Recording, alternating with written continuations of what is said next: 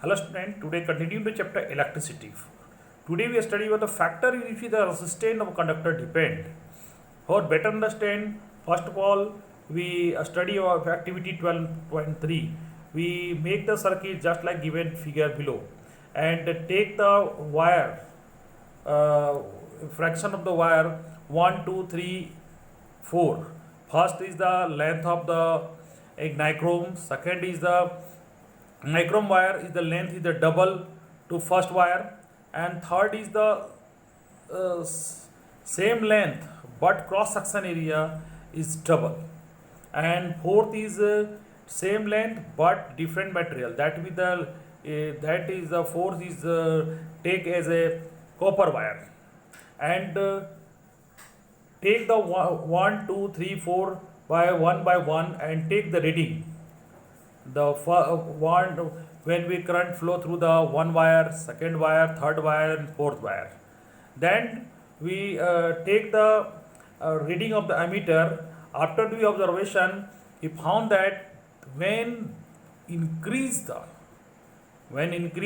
just like when replace the one wire and by the two, just like the length is the double for the one. In this way, when the reading is the decrease one half when the length of the double of the wire. Ammeter reading is the increase when same material, same length, but cross section area are thicker, then increase the reading of the meter. And fourth way, we replace the nichrome wire by the copper. We found that the different reading. That means with this observation we found that the resistance of the wire depend on the length, area of the cross section and nature of the material. यानी बच्चों इस chapter में हमने जाना एक experiment को पहले समझ लिए कि इस एक्सपेरिमेंट में हमने क्या किया कि एक जैसा सर्किट दिख रहा है डायग्राम में वैसा क्या करके हम लोग एक सर्किट बनाए, और बनाने के बाद 1, 2, 3, 4 जो देख रहे हैं ये एक सेक्शन ऑफ द वायर लिया गया है। तो एक पहला वायर जो है जो एक नंबर में नाइक्रोम का लिया गया है, इसका लेंथ मान ले कोई भी लेंथ हो, जिससे कोई भी लेंथ के आप ले सकते हैं, इसको एल मान लिया गया, मान लेते 10 मीटर का लिया गया है। दूसरा जो है उसका 20 मीटर लिया गया है, और तीसरा जो है वो ज़रा मोटा लिया गया, लेकिन लेंथ वही है 10 मीटर का 10 मीटर है। चौथा वायर जो है वो उसके मोटाई उटाई सब कुछ सेम है, और लेकिन वो है कॉपर का। जब हमने पहले में जो करंट को जो फ्लो करवाएं उसके बाद जो रीडिंग लिए, जैसे ही उसको हम लोग उसने डबल कर दिए, मतलब उसका लेंथ को डबल कर दिए, उसका जो क्रॉस सेक्शन एरिया सेम है, उसमें हमने देखा कि उसका जो एमीटर का रीडिंग डिक्रीज करता है। फोर्थ में जैसे वो मोटा तार लेते हैं तो देखते हैं कि उसका एमीटर का रीडिंग इंक्रीज करता है, और फोर्थ में जो मटेरियल क्या कहते हैं चेंज हो गया, यानी कॉपर ले लिया नाइक्रोम की जगह, तो उसका रीडिंग अलग बहुत डिफरेंट आया। यानी कहने का मतलब है कि क्रॉस, इसका कहने का मतलब है कि अगर लेंथ बढ़ाते हैं तो रेसिस्टेंस चेंज होता है, क्रॉस सेक्शन एरिया अगर उसको चेंज करते हैं तो रेसिस्टेंस चेंज होता है, अगर मटेरियल चेंज कर देते हैं तो उसका रेसिस्टेंस चेंज हो जाता है। दैट मीन्स कि उसका रेसिस्टेंस प्रोपोर्शनल है उसके, और उसके बाद मैंने बताया कि जैसे उसको डबल करते हैं उसका रेसिस्टेंस आधा, मतलब उसका जो एमीटर का रीडिंग है वो तो आधा हो जाता है। यानी कहने का मतलब है कि जो रेसिस्टेंट है प्रोपोर्शनल टू एल, लेंथ ज़्यादा होगा, तार जितना लंबा होगा उसका रेसिस्टेंट उतना ज़्यादा होगा। इसलिए देखिए कि हम लोग कोशिश करते हैं कि ज़्यादातर जो दूरी से जो लाइन खींचा जाता है, जैसे कि देखिए 440 वोल्ट या ये जो लंबे दूरी से जो तार आते हैं तो उसका रेसिस्टेंस के चलते कुछ उसका वोल्टेज गिर जाता है, इसलिए देखिए ट्रांसफार्मर सिस्टम लगाया जाता है। दूसरी बात क्रॉस सेक्शन एरिया, यानी तार जितना मोटा होगा उसमें रेसिस्टेंट कम होगा। इसलिए अब देखिएगा घर में जो आपका जो कनेक्शन हो जाएगा, जो आपका पोल से आपके घर में जो कनेक्शन होगा वो मोटा तार लिया जाता है, जो सप्लाई यानी जिससे हम लोग मेन तार कहते हैं वो मोटा लिया जाता है, क्योंकि अगर मोटा है तो रेसिस्टेंट उसमें कम होगा। और कहने का मतलब जैसे उसका जितना क्रॉस सेक्शन हो गया उसका वो आधा, मतलब उसके इन्वर्सली प्रोपोर्शनल होता है, और उसके लेंथ के